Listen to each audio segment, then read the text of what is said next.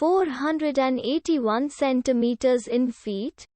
First of all, we need to know the value of 1 centimeter in feet.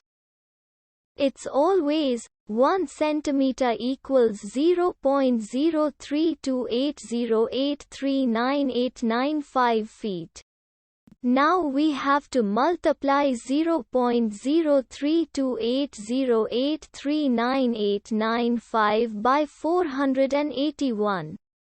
Therefore, 481 centimeters times 0.03280839895 feet equals 15.780839899495 feet.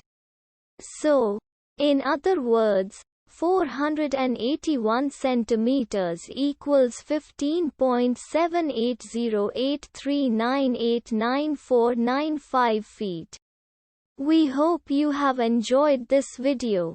Please like and subscribe to our channel for more videos like this.